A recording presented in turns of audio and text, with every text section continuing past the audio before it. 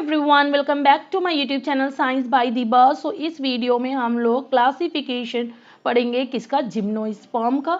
ठीक है, देखो हमने स्टार्ट किया था किंगडम प्लांटी से और उसमें हमने देखा था कि किस तरह से जितने भी प्लांट्स हैं उनको 5 डिवीजन में अलग अलग क्लासिफिकेशन के बेसिस पे क्लासिफाइड किया था। ठीक है, उसमें अभी तक हम पढ़ चुके हैं 3 डिवीजन। वो कौन कौन से हैं? Thallophyta, bryophyta and pteridophyta. ठीक है, ये तीनों हमने कवर कर लिए हैं।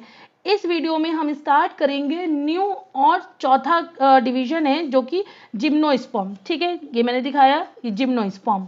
ठीक है, सो इसमें देखो सबसे पहले क्या हुआ कि जैसे कि हमने क्लासिफिकेशन पढ़ा था, यानी क्लासिफिकेशन किया था, तो जिम्नोस्पर्म इनके पास देखो जिम्नोस्पर्म क्या होता है, ये सबसे पहला वर्ड लिखा हुआ है, ये ग्रीक वर्ड से ड्राइव्ड होता है, जिसका मतलब देखो जिम्नो का मतलब है विदाउट कवर, स्पर्मा का मतलब है सीड। ठीक है, मतलब ऐसे सीड जो बिना फ्रूट के होते हैं, यानी ये आपको ये दिखेगा एक एम्ब्रियो और ये एक सीड है जो कि कवर है, लेकिन इसके ऊपर कोई भी फ्रूट्स नहीं होगा।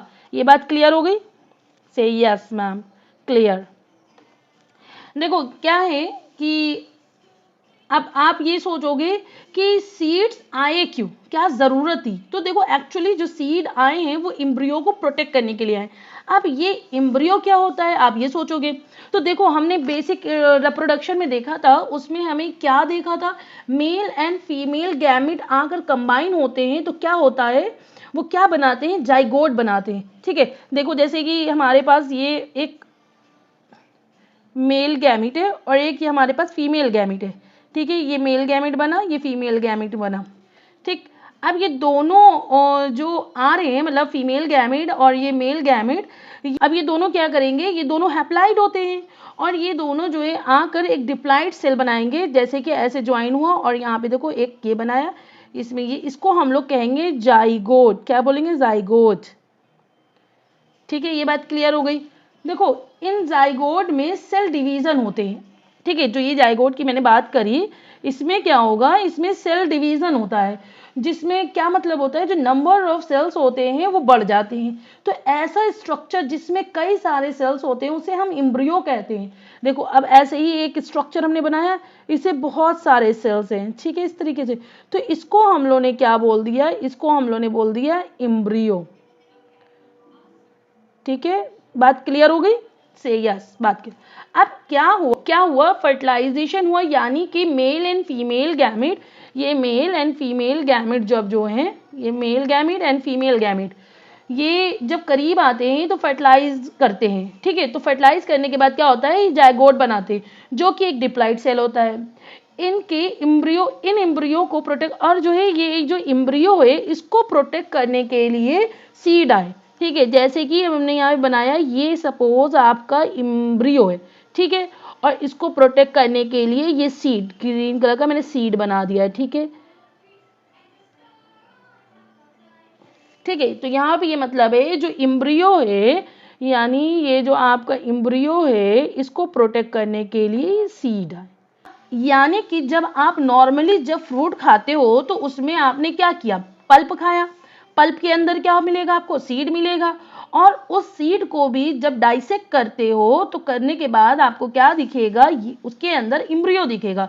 तो इसी सीड को जब आप सॉइल में डाल देते हो तो सीड का जर्मिनेशन हो जाता है, सीड जर्मिनेट कर जाता है, और उसके अंदर क्या होता है, जो उसके अंदर का जो एम्ब्रियो होता है वही एक न्यू प्लांट बॉडी को फॉर्म करेगा। क्या बनाएगा, एक नया प्लांट बॉडी बना के तैयार कर देगा। अब उसके पास जब न्यू प्लांट बॉडी बन जाएगी तो उसके पास क्या होगा, रूट्स आएंगी, ठीक है, शूट्स आएंगी और लीव्स आएंगे और ब्रांचेस होंगी और क्या आएंगी, फ्लावर आएंगे, फ्रूट्स आएंगे। तो ये बेसिक प्रोसेस है, यानी मेथड है जिस तरह से प्लांट रिप्रोडक्शन करते हैं तो न्यू प्लांट का फॉर्मेशन होता है, उसी तरह से इसमें ये प्रोसेस होता है। ठीक है, अब क्या हुआ कि जब कोई भी प्लांट है एक्वेटिव लाइफ में रह रहा है तो उसके जो है रहन सहन अलग होता है। तो अब वो जब जमीन पर आ रहा है, यानी लैंड पे आ रहा है, तो उसको बहुत सारे चैलेंजेस को फेस करना पड़ेगा। ठीक है, तो उसमें से एक मेजर चैलेंज होता है जो कि है एम्ब्रियो का प्रोटेक्शन। इस एम्ब्रियो का प्रोटेक्शन, ठीक है, इसका ये एम्ब्रियो का प्रोटेक्शन उसका एक मेन जो है चैलेंज है। अब इसमें क्या होगा, तो कहीं जो है ये एम्ब्रियो ड्राई ना हो जाए, तो ब्रायोफाइटा टेरिडोफाइटा में क्या किया इस एम्ब्रियो को, मतलब कि ये प्रेजेंट ही वहां रहेंगे जहां थोड़ा सा मॉइस्चर था, पानी था, जिसकी वजह से इनका एम्ब्रियो सूखने से बच गया। किससे बच गया? जब वो मॉइस्चर वाली जगह पे रहेगा तो ऑब्वियस सी बात है उसको नमी मिलती रहेगी और वो जो है सूखने से बच जाएगा। लेकिन जब हम लैंड पर आएंगे तो लैंड पर भी हम जो है ड्राई रीजन पर जाएंगे तो वहां पर पानी की, अब प्लांट जो है लैंड पर आएगा तो क्या होगा, वो ड्राई रीजन होगा और ड्राई रीजन पर इतना पानी तो अवेलेबल होगा नहीं। अब जब पानी इतना अवेलेबल नहीं होगा तो क्या होगा, एम्ब्रियो तो सूख जाएगा, और जब एम्ब्रियो ही सूख जाएगा तो प्लांट रिप्रोडक्शन कैसे करेगा? ये तो बात क्लियर हो गई कि फिर प्लांट ही रिप्रोडक्शन नहीं कर पाएगा तो होगा वो, यानी न्यू प्लांट का फॉर्मेशन नहीं हो पाएगा। कैसे हो पाएगा? जब एम्ब्रियो सूखा हुआ है। ठीक है, तो इस ड्रॉबैक को ओवरकम करने के लिए आए कौन आए? सीड्स आए। ठीक है, अब सीड ऐसे स्ट्रक्चर होते हैं जो कि एम्ब्रियो को प्रोटेक्ट करते। अब समझ में आया कि जिम्नोस्पर्म का काम क्या है? तो उसका काम ये है कि जब सीड्स आते हैं वो एम्ब्रियो को प्रोटेक्ट करने के लिए आए। तो देखो जैसे कि सीड,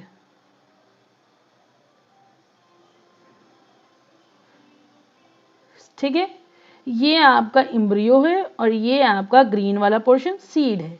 तो ये जो क्या होगा, ये सीड की कवरिंग है। ठीक है, और ये अंदर वाला आपका एम्ब्रियो हो गया।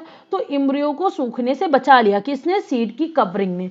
अब इसमें देखो, अब नेक्स्ट पॉइंट क्या है, they are primitive and simple seed plant. देखो सबसे पहले ये मतलब वो सीड वाला एम्ब्रियो को कवर करने के लिए सीड है, सीड कवर आया, सीड आया, तो इसका मतलब ये प्रिमिटिव है, ये सबसे पहले है। ठीक है, एंड सिंपल सीड प्लांट, और सिंपल सीड प्लांट होता है, कोई कॉम्प्लेक्स नहीं होता है। नेक्स्ट पॉइंट क्या है, usually perennials and evergreen and mostly woody plant. देखो क्या होता है, ये मोस्टली वुडी प्लांट होते हैं और ये एवरग्रीन होते हैं। एवरग्रीन मतलब हमेशा हरे भरे रहते हैं। जैसे ये एग्जांपल आपको देखो यहाँ पे दिख रहा होगा डिओडार में, देखो कितना अच्छे से हरा भरा एकदम लगा हुआ है, और वुडी भी प्लांट है। ठीक है, अब पेरेनियल्स का मतलब क्या हो जाएगा, इनका जो है लाइफ स्पैन जो होगा वो काफी ज्यादा होता है, काफी सालों तक ये सर्वाइव कर सकते हैं। ये बात क्लियर हो गई। नेक्स्ट क्या होगा, true roots stem and leaves are present. अभी तक हम लोग root like, shoot like, stem like and leaves like structure पढ़ रहे थे, बट अब इसमें true roots, stem and leaves present होगी। ठीक है, नेक्स्ट है जाइलम में वेसल सब्सटेंट होगा। जैसे कि हमने जब जाइलम पढ़ा था, वैसे तो हमने जब वेस्कुलर टिश्यू पढ़ा था तो उसमें दो टाइप थे, जाइलम एंड फ्लोएम, दोनों को कंबाइन करके बनता है। अब ये हम जाइलम की बात कर रहे हैं, तो जाइलम में हमने क्या पढ़ा था कि ये 4 तरीके के सेल से बनता है। कौन कौन से थे? एक आपका था वेसल्स, एक आपका ट्रैकिड्स, एक आपका जाइलम फाइबर और एक आपका पैरेन्काइमा। देखो वेसल्स, दूसरा था ट्रैकिड, फिर आता था जाइलम फाइबर, फिर आता था जाइलम पैरेन्काइमा। ठीक है, अब देखो वेसल्स का काम क्या था? वेसल का काम था, ये जो है इफिशिएंट वाटर को ट्रांसपोर्ट करता है, किसमें? एंजियोस्पर्म में। तो इसका मतलब ये जिम्नोस्पर्म में वेसल आपका एब्सेंट होगा, क्योंकि इसने वाटर, इफिशिएंट वाटर को ट्रांसपोर्ट कर रहा था। ठीक है, ट्रैकिड्स में, ट्रैकिड्स का क्या काम था? ट्रैकिड्स पहले तो डेड ट्यूब लाइक सेल्स होते हैं, ये क्या करता है? वाटर एंड मिनरल्स को ट्रांसपोर्ट करता है इन जिम्नोस्पर्म। ठीक है, अब जाइलम फाइबर का क्या काम था? तो जाइलम फाइबर का काम था, ये मैकेनिकल सपोर्ट देता है। और जाइलम पैरेन्काइमा का काम क्या था? ये मेटाबॉलिक सपोर्ट एंड स्टोरेज का काम होता है इसका। ठीक है, ये बात क्लियर हो गई। तो ये वाला मैंने आपको बता दिया है कि इसमें देखो 4 तरीके के थे, एक आपका था vessels, tracheids, xylem fibre and parenchyma. तो वेसल्स आपका इसमें क्या कर रहा था, ये इफिशिएंट वाटर को ट्रांसपोर्ट करता सिर्फ एंजियोस्पर्म में, तो इसका मतलब सीधा सीधा प्रूव हो गया कि ये इसमें एब्सेंट होगा। ठीक है, और बाकी जो tracheids, xylem fibre and parenchyma ये तीनों प्रेजेंट है। अब देखो नेक्स्ट है आपका फ्लोएम। फ्लोएम में companion cells are absent. Companion cells absent होती है। वैसे फ्लोएम कितने तरीके के होते हैं? ये भी 4 तरीके का होता है। एक आपका था सीव ट्यूब, एक आपका था सीव ट्यूब एलिमेंट्स, जिसका काम क्या था? ट्रांसपोर्ट ऑफ ऑर्गेनिक न्यूट्रिएंट्स जैसे कि शुगर, और कहाँ पे? पूरा थ्रू आउट द प्लांट से ट्रांसपोर्ट करता है। ठीक है, दूसरा आपका क्या था? कंपेनियन सेल, जिसका काम क्या था? सपोर्ट एंड असिस्ट करता है सीव ट्यूब एलिमेंट्स को इन न्यूट्रिएंट ट्रांसपोर्ट में, बट वो इसमें एब्सेंट है जिम्नोस्पर्म में। फ्लोएम पैरेन्काइमा का काम क्या था, metabolic support and storage of nutrients, ठीक है। एंड फ्लोएम फाइबर का काम क्या था, ये मैकेनिकल सपोर्ट प्रोवाइड करता है किसके लिए, फ्लोएम टिश्यू के लिए। और इसके दो एग्जाम्पल इसमें दिए हैं, ये एनसीईआरटी के एग्जाम्पल है पाइन्स एंड डिओडर। देखो ये पाइन्स बना हुआ है डायग्राम में, देखो देखो ये जो है ये इसका फ्रूट नहीं है, ये सीड ही है, ठीक है, इसके अंदर एम्ब्रियो होता है, ये पूरा पूरा सीड है। और देखो ये आपको मैंने ये दिखाया हुआ है, पूरा एवरग्रीन लदा हुआ वुडी प्लांट है, ठीक है। और एक और बात इसमें, ये जो है वर्ल्ड का टॉलेस्ट, ये टॉलेस्ट प्लांट देखो कितना लंबा दिख रहा है, ठीक है, फोटो में ऐसा दिख रहा है तो रियल में कितना होगा। और इसका क्या नाम है, होता है कोस्टल रेडवुड ट्री, ठीक है।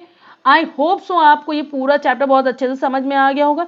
अगर आप मेरे चैनल पे नए हो तो प्लीज़ इसे लाइक शेयर एंड सब्सक्राइब करना मत भूलिएगा। And one more thing, bell icon को हिट करना मत भूलिएगा। Thank you so much, keep support me.